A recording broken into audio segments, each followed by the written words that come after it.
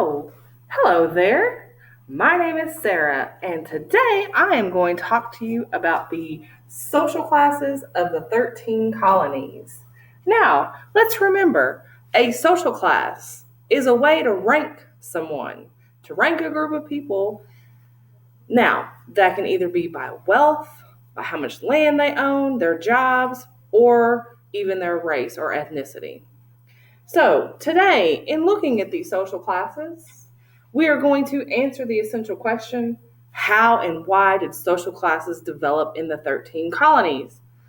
So, Miss Savanchi can't be here today, so I, Sarah, am going to teach you about these social classes and how they came to be. So, first, how do you think they came to be? Why did social classes exist in the colonies? Let's think about that. Well, they actually came over with the mother country. So remember, back in England, they had social classes. All over Europe, they had social classes.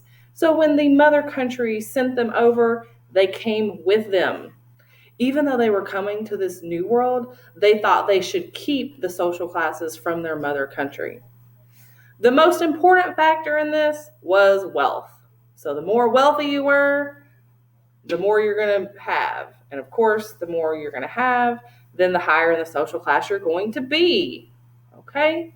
So let's take a look at these different social classes. So for our purposes today, we're going to look at 7 different social classes. Can be found in other places, but the most of them are going to be found in the South. So live predominantly in the South.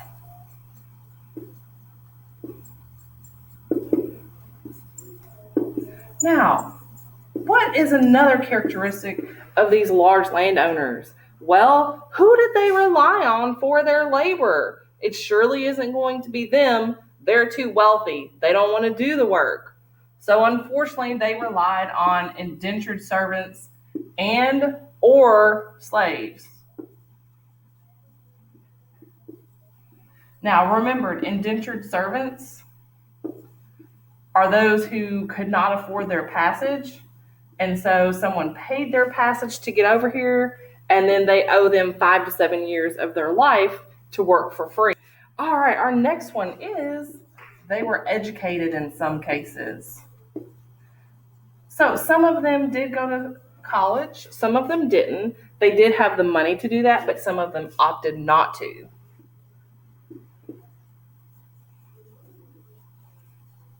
And our last one for our large landowner is they enjoyed a very rich social life. They had parties and balls and dinners. They ate with fancy cups and saucers.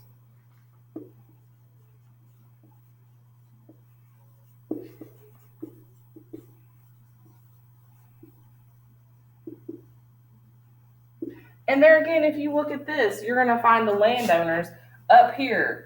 So even though the landowners were wealthy, they were predominantly in the South, they're going to be the ones at the top. So they're going to be considered the big dog up here at the top. All right, our second social class of the 13 colonies is going to be farmers. So farmers work the land according to the region. That just means that they use the land to grow what crops would grow best there. So if you are a farmer in the mid-Atlantic, you're going to focus on those grains because that's going to be the best area for those grains. So there again, they work the land according to the region. And of course, in the South, they're going to focus on growing tobacco, indigo, rice, corn. And then up north, although there's not a lot of farming up in the New England areas, they are going to work that land and farm for what's best up there.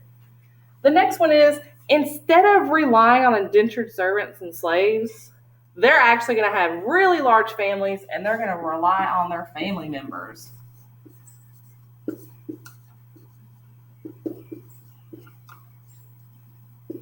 And they're going to rely on those family members for labor. Okay? All right, our next one is the fact that these farmers lived in all 3 regions.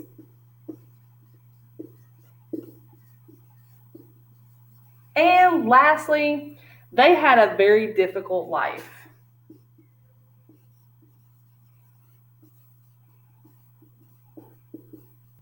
If you can imagine from sun up to sundown, even as young as 4 or 5 years old, being outside, farming, harvesting, getting things ready for the harvest. So they had a very difficult life.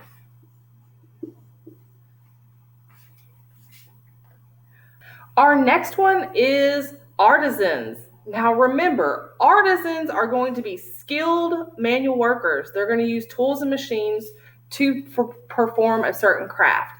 Some examples of artisans are blacksmiths, carpenters, cobblers, silversmiths, a tailor, or a wig maker. Now, artisans worked as craftsmen in towns and on plantations.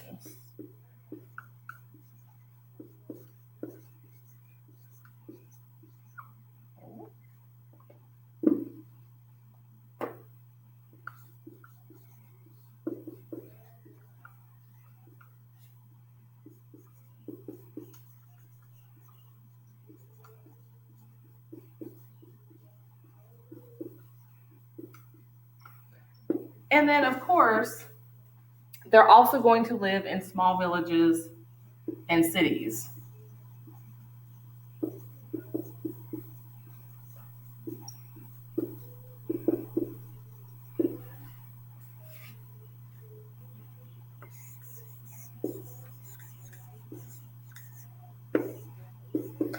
All right. So our next one is women. So women actually fall in the middle of the social classes. So they weren't considered up here, but they were also not the lowest in the social classes. So the first one is, what do you think women's jobs were? Do you think they were lawyers and doctors? No. We weren't allowed to be lawyers and doctors back then. We worked as the caretakers, the houseworkers, the homemakers. So cooking, cleaning, taking care of the kids.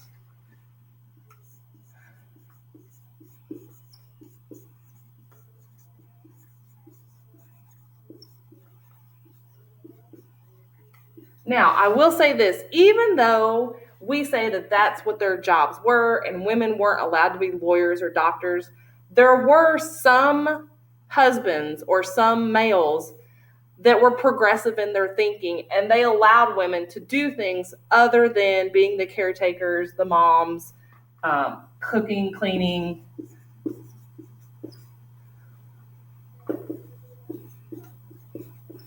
Now, with that being said, there were very few of those men. Next one is they could not vote, so women were not allowed to vote.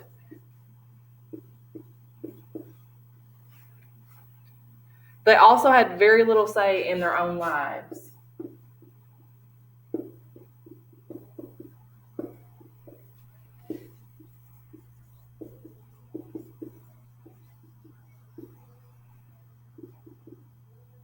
So, once they grew up and they got married, their husband was their boss. If they never got married and they were an old maid, then they had to listen to their father or their brothers. And then, of course, lastly, they had very few chances for education. And with those chances there again, the male in their family is going to have to be very progressive in thinking, because most males aren't going to want their female wives or sisters to go to school.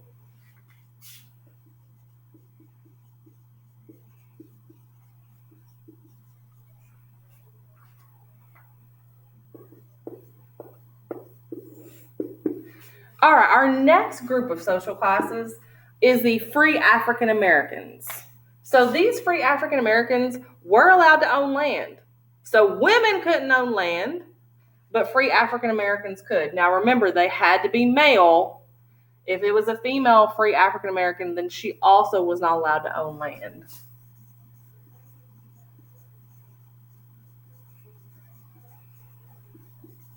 Now, where do you think you're going to find most of these free African Americans? You're going to mostly find them up in the New England area, some in the middle. All right, our next characteristic is the fact that they had more economic freedom and could work for pay. That difference is between the free African Americans and the enslaved African Americans. So more economic freedom.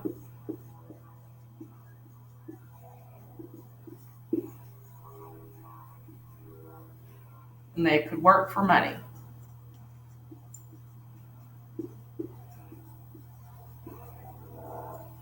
And our last characteristic is they too, just like women, were not allowed to vote.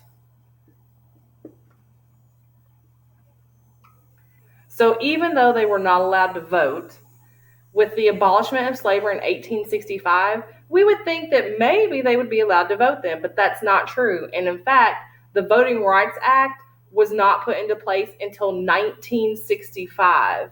So 100 years after the ending of the Civil War, the Voting Rights Act for minorities was put into place.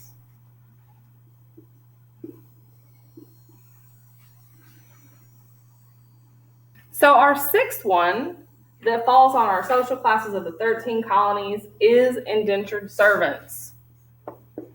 So there again, these indentured servants could not pay to get to the colonies. So there is a person that paid their passage.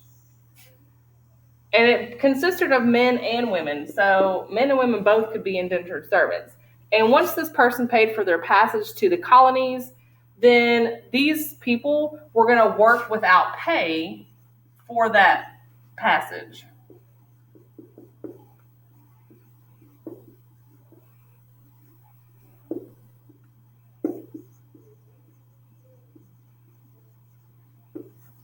All right. They were free at the end of their contract, or they were supposed to be free. Now, the contract was 5 to 7 years, so depending on what they agreed upon. And then they were usually treated very poorly.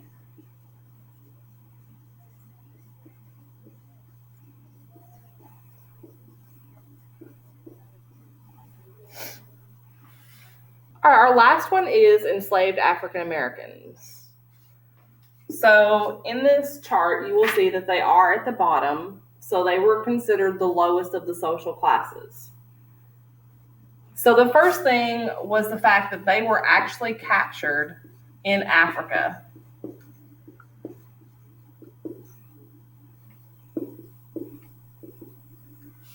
And then once they were captured in Africa, they were sold to slave traders.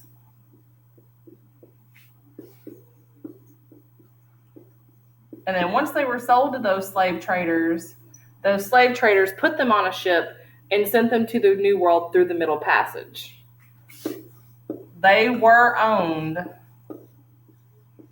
so they were considered property.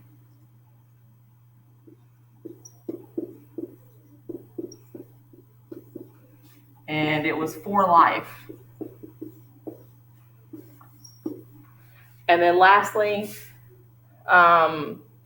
the state of Virginia actually was the one that came up with this, but it stated that if you were born and your parents were slaves, then you were also considered a slave, and then you were property of the person that your parents belonged to. So they were born into slavery.